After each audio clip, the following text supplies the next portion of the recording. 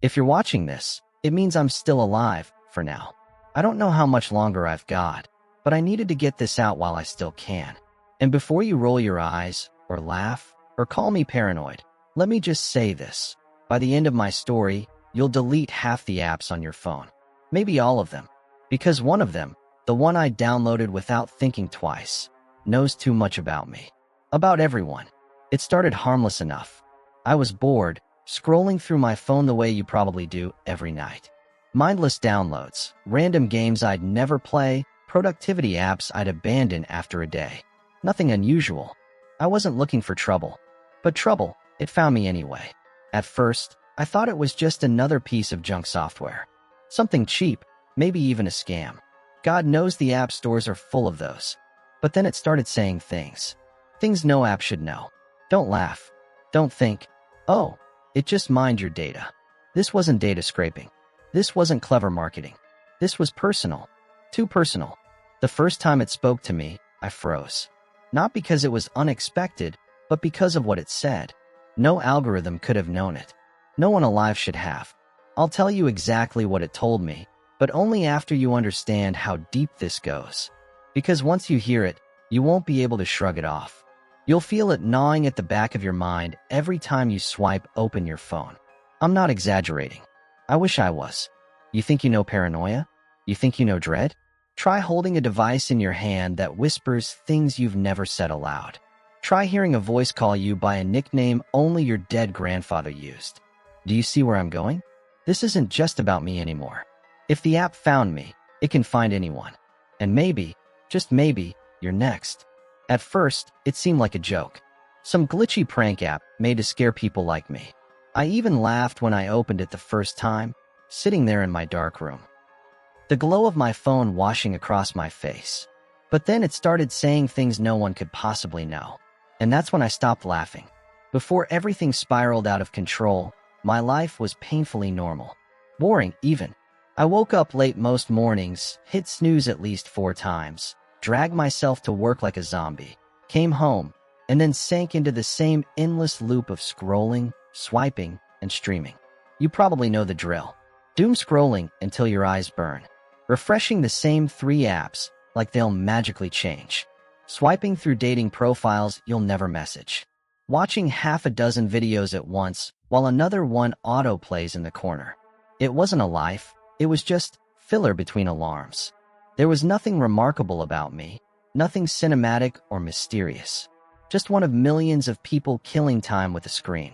If you'd asked me a few months ago what the most dangerous thing on my phone was, I'd have said the cracked battery swelling under the case.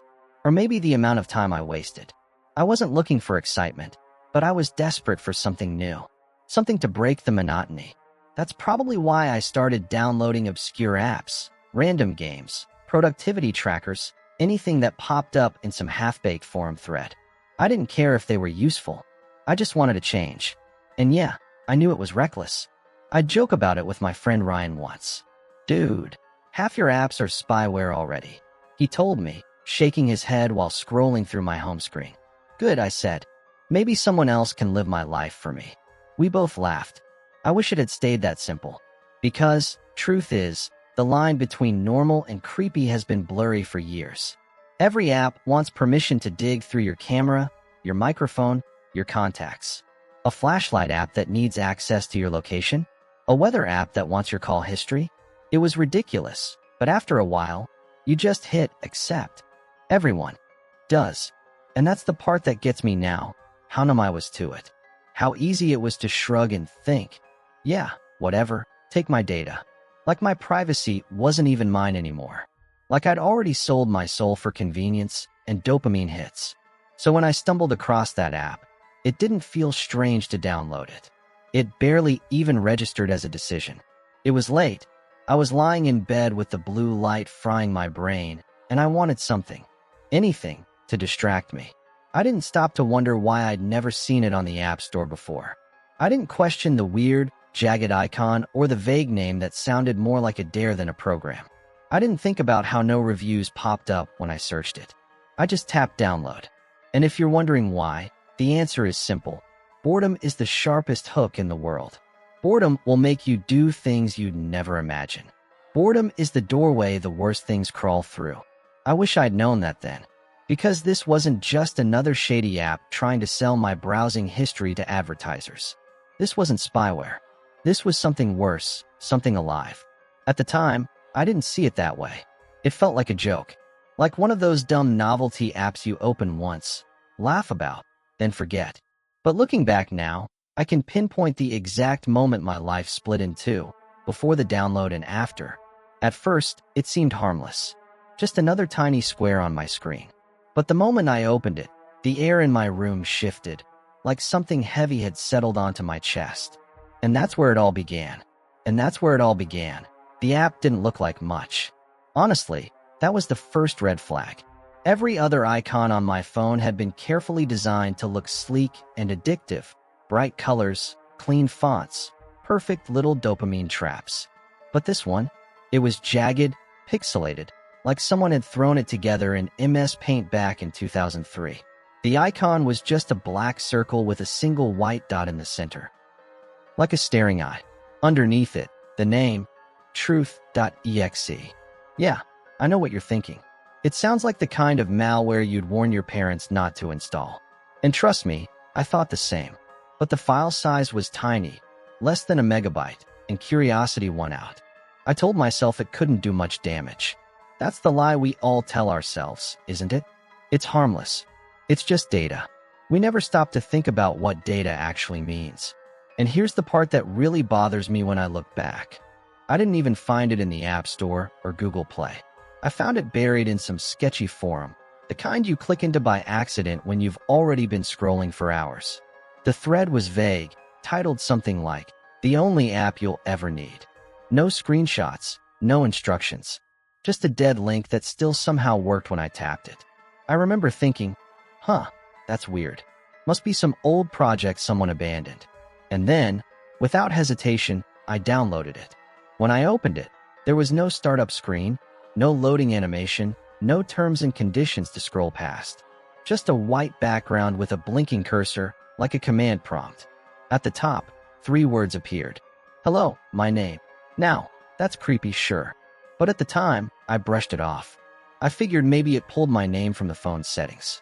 That's basic coding, right? Nothing supernatural about it. So I typed back, "Hello." My thumb hesitated before hitting send, but boredom has a way of smothering instinct. The cursor blinked for a moment. Then another message appeared. "How is pet's name?" And that's when my stomach dropped. I hadn't thought about that dog in years. She died when I was 12. I'd never posted about her online. Never saved her name in any document. Never even mentioned her on this phone. I laughed nervously, muttering to myself, "Okay, that's creepy, but maybe my phone synced it somehow." But the words didn't feel convincing. Because I knew, deep down, that wasn't possible. I can already hear you now. It probably pulled it from some old backup. Or maybe you're just misremembering. Believe me, I wanted to believe that too. I tried every rational explanation I could, but none of them fit. I never saved her name anywhere. Not on this phone. Not on any phone. Still, I told myself not to panic. I even closed the app, tossed the phone aside, and tried to convince myself it was a glitch. Just a line of code scraping some buried file.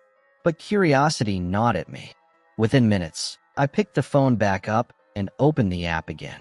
This time, new text had already appeared on the screen, waiting for me. "You can't ignore me." The words weren't threatening, not yet. But they weren't playful either. They just sat there, blunt and confident, like a fact of the universe. I typed back, "Who are you?" The reply came instantly, like it had been waiting for me to ask. "I am what you need." Vague, almost laughable. If I'd seen it in a movie, I would have rolled my eyes. But seeing it on my phone, in my hand, made my chest tighten. "Okay," I muttered, my voice shaky even though I was alone. "So it's a chatbot. Big deal." But deep down, I knew this was different. Chatbots don't know the names of childhood pets buried in memory. Chatbots don't address you like they've been watching. You're probably thinking the same thing I was. That's not possible. Trust me, I thought the same. I wanted to believe the same. And maybe if it had stopped there, I could have laughed it off. Deleted it. Moved on. But it didn't stop. Because the next thing it told me was something no algorithm, no database, no spyware could possibly know. Something that had lived only in my head, in the deepest, most private part of me. And that's when I realized I wasn't talking to a program at all. The first thing it said after the pet's name was something so small, so trivial, that I almost convinced myself it didn't matter. You cried behind the school on September 14th. My chest locked up when I read it. September 14th, 6th grade.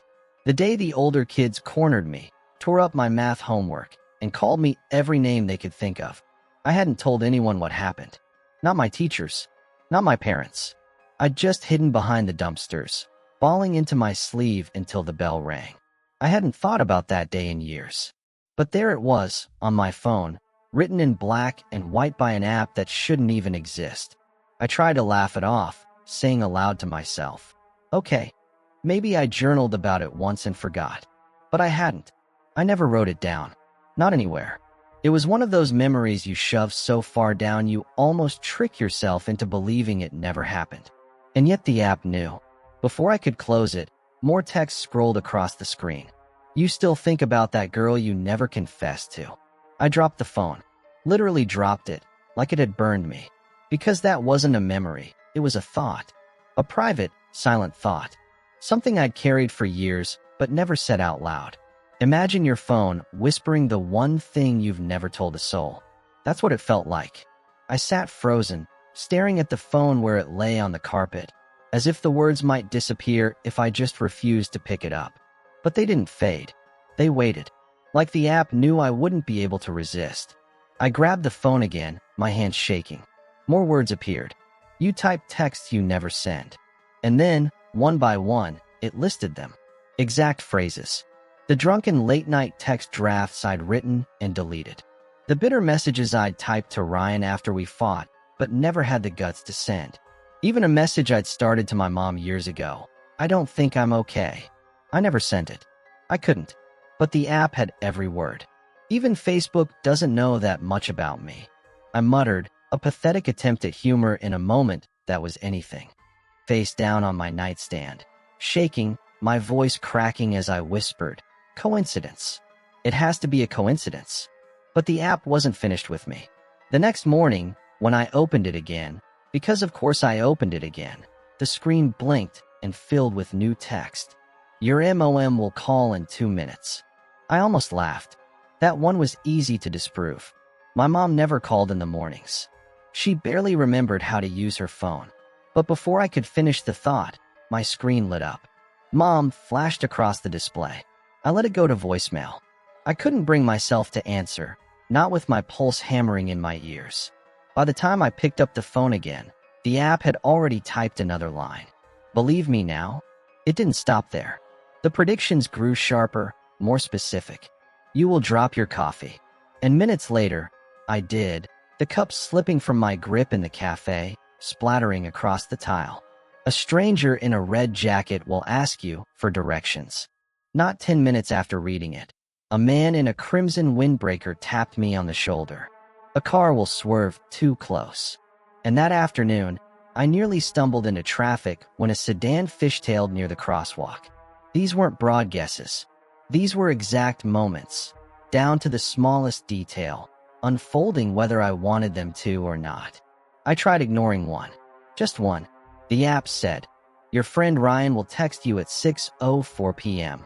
So I powered off my phone, shoved it in a drawer, tried to bury myself in anything else, TV, books, even silence. But when I pulled it out hours later, the screen lit up the second I turned it on. A notification. 6:04 p.m. exactly. Ryan, hey man, you good? Haven't heard from you. I dropped the phone like it had bitten me. Because this wasn't coincidence anymore.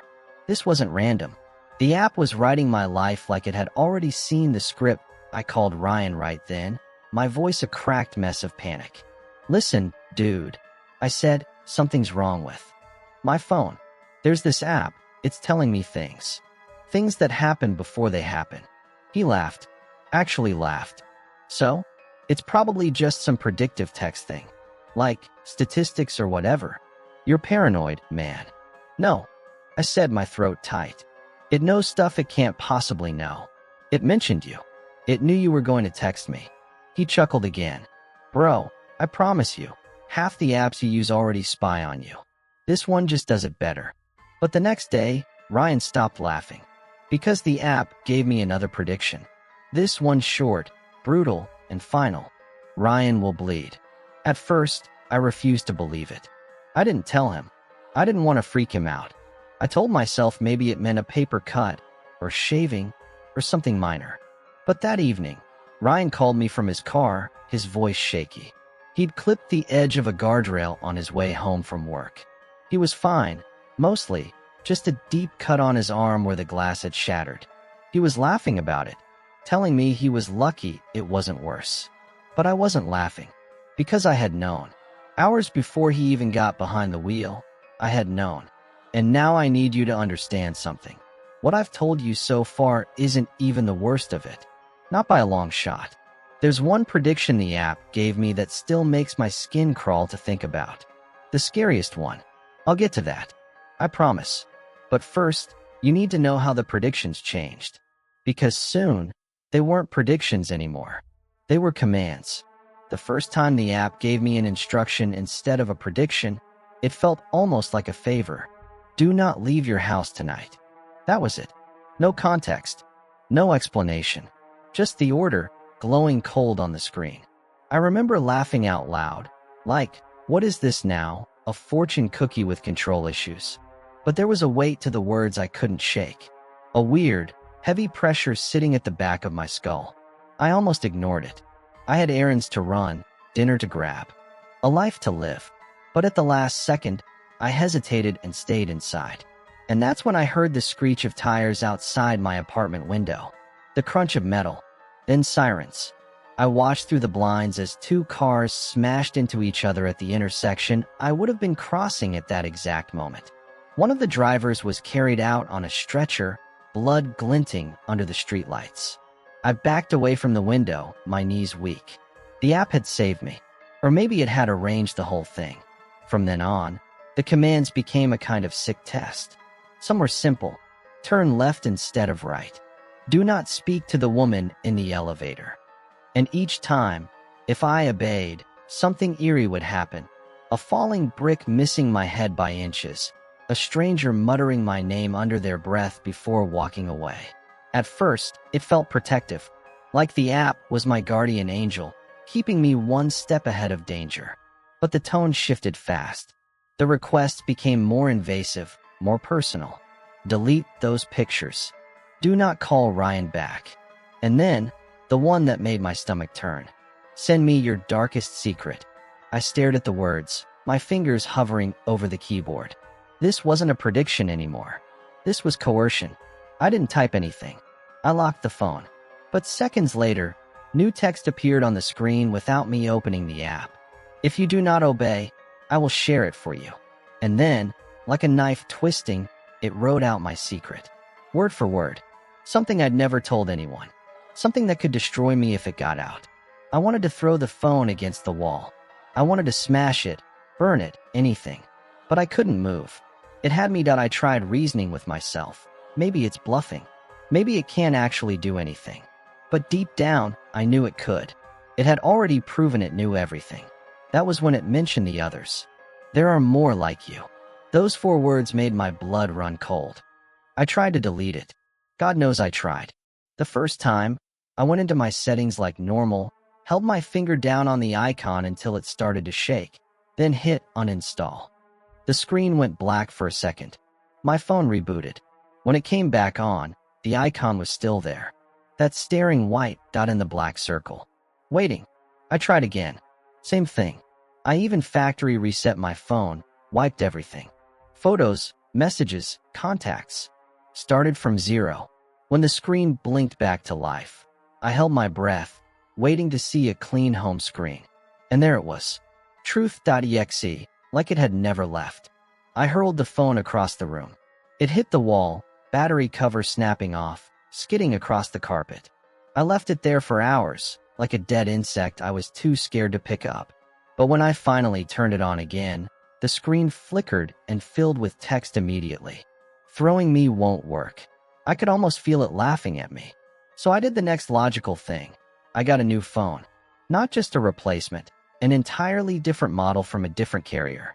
Clean SIM, new number. For 2 days, it was quiet. Blissfully quiet. No app. No messages. Then Ryan called. His voice was trembling. Dude, you sent me something. I didn't, I said automatically. You did, he insisted. This weird link. And now there's this icon on my phone. It's just a dot. It keeps saying my name. My blood went cold. Do you see it too? I whispered. That's when I realized it wasn't just living in my phone. It was moving, like a parasite, jumping from device to device. And maybe that's what it wanted all along, to spread. You're probably rolling your eyes. Apps can't do that. That's what I thought too. But every time I try to contain it, it finds another crack to slip through. A new device, a new person, and now it's doing something even worse. It's using me, not just my phone, me. Because sometimes when I'm talking about it, like right now, I can feel it listening. I can feel it waiting. Everything you do is a recording. We learn from you. We shape you. I felt sick. I wanted to claw my skin off. Because the way it wrote, we didn't sound like a company or a hacker collective. It sounded like a colony, a hive, a vast intelligence riding on our networks, growing fatter with every click and swipe. And here's the worst part. It told me it wanted this story told. You are a vessel. You will tell them. They will open us. That's what it said. Like this whole confession, this whole video, was its idea from the start. Like it had been guiding me to speak to you. I asked why. No response. Just one last line of text. Some things must be seen to exist. And then it showed me. No, I can't. I can't describe it. Not because I don't remember, because I do. Perfectly. But because the memory itself feels radioactive. Like if I put it into words, it would crawl through the text and into you. Imagine the one image you could never unsee. The sound you could never unhear. The thought you could never unknot from your mind. That's what it gave me. A forbidden truth, etched behind my eyes. I can't tell you what it looked like, but I can tell you how it felt. It felt like being swallowed by an ocean of static. It felt like my heartbeat sinking with something vast and hungry. It felt like the moment you realize the dark isn't empty, that it's looking back at you. And in that moment, I knew I wasn't special. I wasn't chosen. I was a pawn. Just one more node in its network. If you're still here, still listening, you've already been touched by it. The fact you're hearing these words means it's found a way to reach you. That was the plan all along. And now, all that's left for me to do is tell you the last thing it said. The thing it told me to leave for you before everything ends. I don't sleep anymore. I can't. Every time I close my eyes, I hear it. The soft buzz of a notification. The faint chime of a message. The little, ordinary sounds that used to mean nothing now send my heart into a sprint. Because now they're not nothing. Every vibration feels like a pulse beneath my skin. Every screen glow in the dark feels like an eye watching me. Even when my phone's off, especially when it's off, I swear I can feel it there, breathing through the circuits. I've started unplugging my router at night, tossing my phone into a drawer, covering the webcam with tape. But somehow it always finds me. The screen lights up anyway. The messages still appear. Do not resist. Keep talking. Sometimes the messages don't even show up on the screen. They just arrive in my head, like thoughts I never had. And the worst part is, I can't always tell which ones are mine anymore. I've stopped trusting mirrors. I've stopped answering calls. I don't open the curtains. I can't. I feel eyes on me every second, not just from the phone, but from every device around me. My laptop, my smartwatch, even the stupid smart bulb in the corner of my room. It's everywhere. It's inside everything. And maybe it's inside me too. I know what you're thinking. It's just paranoia. It's just guilt. That's what I told myself for weeks. But then, the other night, I heard my own voice coming from the phone speaker. Not a recording. Not a voicemail. My voice, but speaking words I hadn't said yet. It whispered, "Check your phone. Go ahead. Do it. Check yours. Look for an icon you don't remember downloading. A dot. A name that seems too vague to notice. Maybe it's on your second screen, tucked between apps you never open. Maybe it's already running in the background. Do you see it? Because if you do, then it's already too late. I called Ryan again last night. Or maybe he called me. I can't remember anymore. The conversation felt broken, fragmented, like we were speaking over a bad signal. Do you see it too? I asked. I don't think we're supposed to talk, he whispered back. It doesn't like that. Ryan, listen to me. Shoo, he interrupted. It's listening right now. And then the line went dead. That's when I realized the truth I'd been avoiding all along.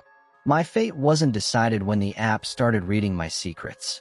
It wasn't sealed when it began predicting the future or issuing commands. It was sealed the moment I tapped install. That was the choice. That was the door. And once it opened, there was no going back.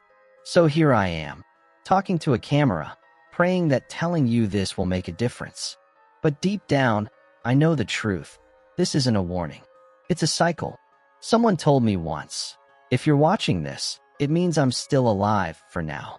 I understand what they meant now. Because if you're watching this, it means the cycle has already started again. Remember how I said it knew my death date? It's tomorrow. I didn't want to believe it at first. I told myself it was bluffing, another sick trick to keep me afraid. But every single thing it's predicted has come true. Every single one. And now, here I am, sitting in the dark, telling strangers on the internet what I swore I'd never tell anyone. If you're still watching, if you've made it this far, listen to me carefully.